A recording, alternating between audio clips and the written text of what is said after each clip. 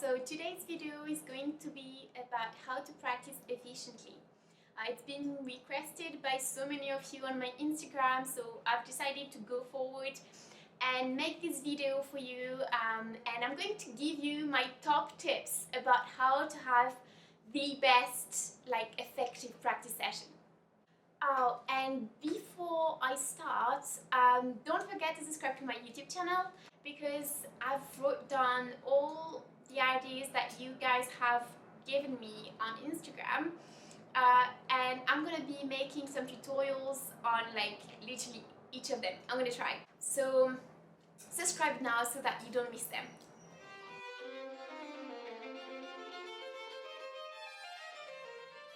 So number one is location. So this is so important. You have to be somewhere that you know you won't get distracted by other things. So for example, I never practice in my room because I know I'll get distracted. I know I'll just end up, I don't know, replying to a message on my phone, and then next thing I know, it's been, I don't know, an hour and I'm just looking at stuff on YouTube. So don't do that. Try and find somewhere that you know you have nothing else to do than just practice. So that's why I always find a practice room, have nothing else than just my violin and my parts in there. I usually turn off my phone as well because that can be a distraction if you have it just on the side. So yeah, just try and find somewhere that you won't get distracted by anything. That's really important. That's why I'm starting with this.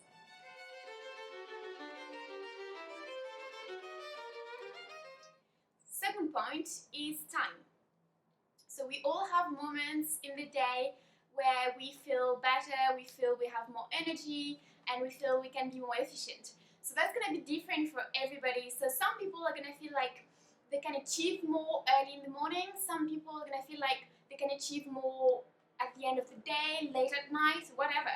So for example, I like to practice late in the evening, but obviously you have to find that on your own. You have to find what's best for you, and then I'd advise you to practice during those times.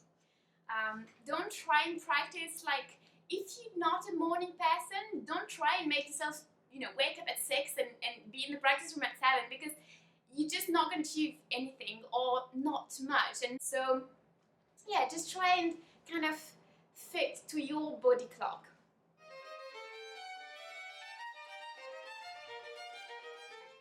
Third thing is planning. This is so important. So I always try and plan my practice sessions because it makes such a difference. Instead of coming to the practice room and thinking, oh, I don't know what I'm going to do, a bit of this, a bit of that, and then you just end up wasting your hour, just plan it. So for example, let's say you know you have 3 hours of practice time the next day. So you're going to plan them. So for example, let's say you have 1 hour in the morning and 2 hours in the afternoon. So your first hour in the morning, you can plan it, for example, to be work some technique. So you know you're going to work on, I don't know, you can choose arpeggios or scales or double stops. And you can also decide what exact technique you're going to focus on or what you want to improve in your playing on that day. So for example, if you want your arpeggios to be better in tune, then you're going to say, okay, in this hour I'm going to focus on that. And then in the afternoon, if you have a few pieces that you can focus on that. So for example, if you have a concerto and a sonata, you can decide oh, I'll spend this amount of time on this and this amount of time on that. And that makes such a difference. I promise you, it really does. Take the time to plan it the day before or even the morning before you go into the practice room. It will take you literally 5 minutes and it will make your practice session 100 times more efficient.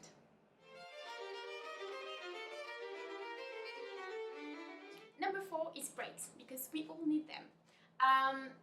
What I mean is don't practice for 4 hours in a row.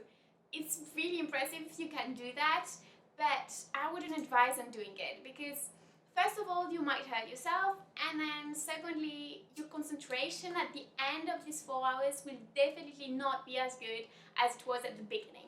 So I think, after half an hour or maybe 40 minutes most, our concentration goes down. So the best thing is to have a little break. I'm not saying like break for an hour, but just a small break, you know, just like get a glass of water or go, I don't know, talk to a friend or whatever, just for 5 minutes, like 5-10 minutes. What you can also do, what I do sometimes, is like I just give my mind a rest, I just give my body a rest, and I stretch, I do a bit of yoga, I do whatever you want to do. And then you come back and you feel so much better and you feel like, okay, come on, like, and now I can achieve some more.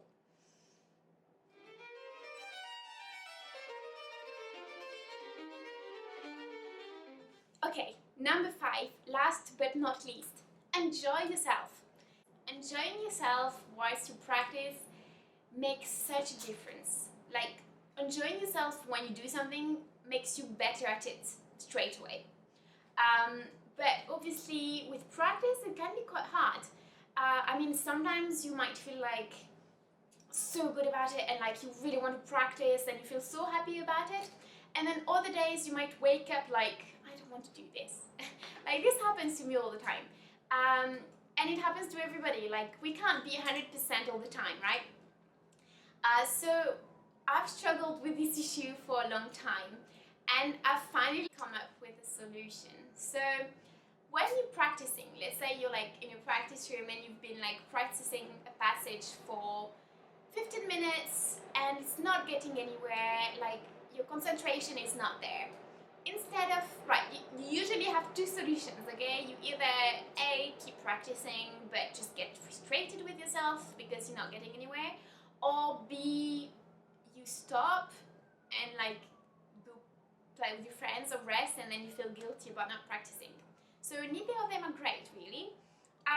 So why don't you do something in between? So something like, why don't you put your violin or whatever instrument you have away, and I don't know, if you feel tired, go into your bed, take your parts with you, take some pens and write down, like read your parts, write on ideas, write on bowings, fingerings, whatever you have to do, but do it in bed. Like, it makes it more enjoyable if you don't feel like practicing. Or do something that you have to do. So for example, you don't feel like practicing right now, don't force it. Maybe do something that you have to do, like homeworks. Why don't you do your homeworks now and then practice later when you feel better? Okay guys, so that was my 5 top tips about how to practice efficiently. I hope it was helpful. I've literally like kind of learned those tips through my own experience of practicing, so I hope they helped you. But by all means, if you have more tips to share with me and with us on here, just put them in the comments below. So have a good day and happy practicing!